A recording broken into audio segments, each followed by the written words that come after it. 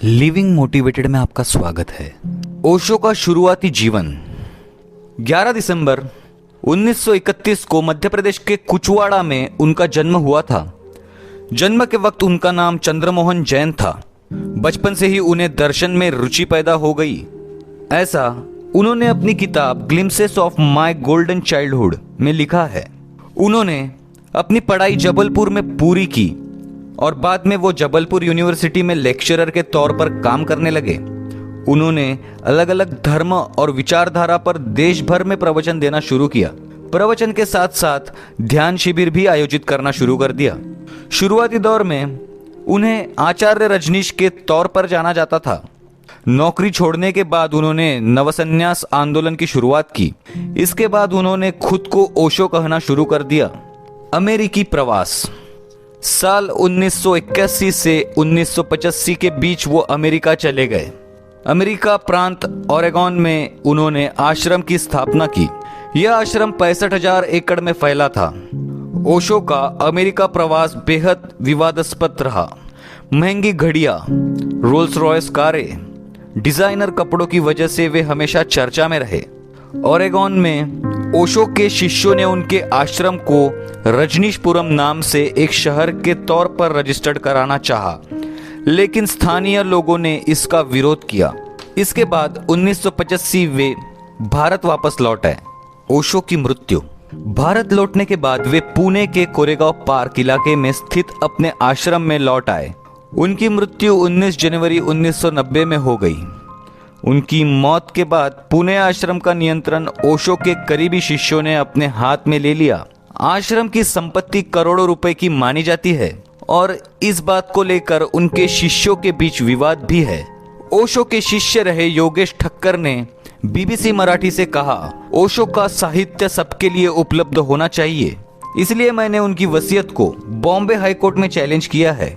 ओशो के death certificate जारी करने वाले डॉक्टर गोकुल गोकानी लंबे समय तक उनकी मौत के कारणों पर खामोश रहे, लेकिन बाद में उन्होंने अपनी चुप्पी तोड़ते हुए कहा कि मृत्यु प्रमाण पत्र पर उनसे गलत जानकारी देकर दस्तखत लिए गए।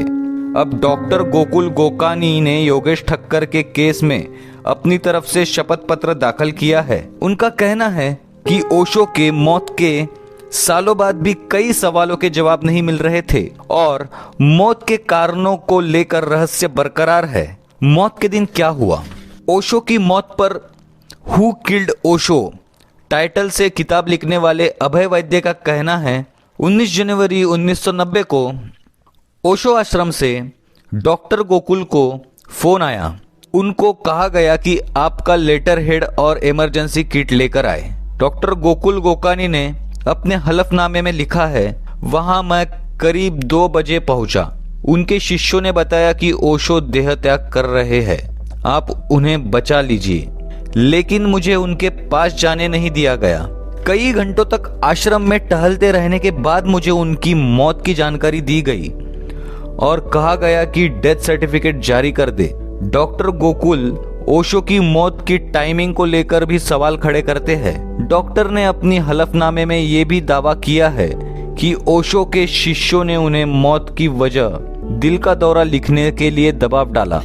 ओशो के आश्रम में किसी सन्यासी की मृत्यु को उत्सव की तरह मनाने का रिवाज था, लेकिन जब खुद ओशो की मौत हुई तो इसकी घोषणा के 1 घंटे के भीतर ही उनका अंतिम संस्कार कर दिया गया और उनके निर्वाण का उत्सव भी संक्षिप्त में रखा गया।